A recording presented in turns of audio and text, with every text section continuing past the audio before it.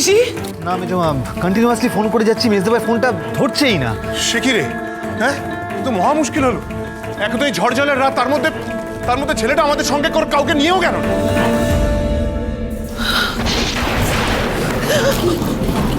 ঠাকুরজি, ঋষি আমার শেষ ভরসা ঠাকুরজি। ও ঠাকুরজি, আমার না প্রথম থেকে খুব ভয় করছিল, জানো তো, আমার খুব ভয় করছিল এইসব।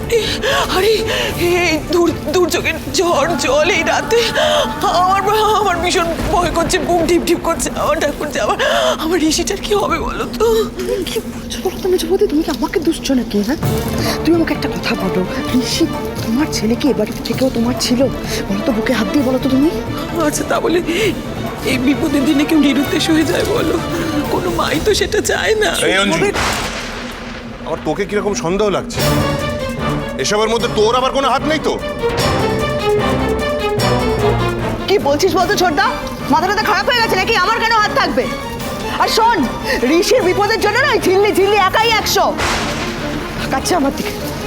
তুই তো গেলি কেটে পড়লি বাড়ি থেকে, আমাদের ছেলেটাকে নিয়ে চলে গেলি। আরে বাবা, কি হলো ভগবান জানে, বাবা ভগবান জানে। ঋষি ফোন ধরে না, এরকম তো কখনো ঘটে না। ঋষির ভালো চাইতে গিয়ে ওর কোনো ক্ষতি করে ফেললাম না তো? ঋষি ছাড়া যে আমার আর কেউ নেই ঠাকুর, কেউ নেই। এই মেয়েটার পাল্লায় পড়ে কি আমার ঋষিটার কোনো ক্ষতি হয়ে গেল? এত অস্থির লাগছে কেন? মেজমা, তুমি ঘরে চলো তো, তোমাকে এখানে থাকতে হবে না, বাজ পড়ছে, তুমি ঘরে চলো। আমার ঋষিটা তো এখনো এলো না তো। আমার ঋষিকে একটু খুঁজে এনে দাও না। কোথায় আমার ঋষিকে? কতবার করে বলছি, এই ঋষু, আমার ঋষিকে এনে দে না। ফোন করলো, ফোন। শান্ত হও মেজমা, শান্ত হও। আমার ঋষি আসছে না তো, আমার ঋষিকে এনে দে না। ঋষি, এই ঋষি,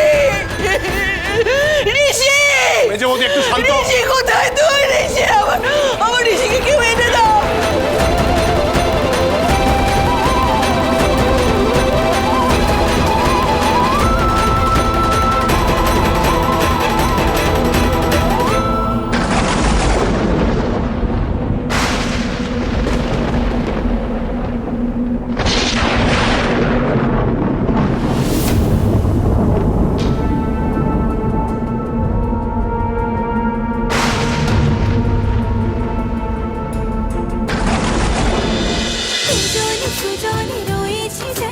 তেঁতুল পাতা সোম থেকে রবি প্রতিদিন সন্ধ্যে ৬টায় স্টার জলসায় ও ডিজনি প্লাস হটস্টারে।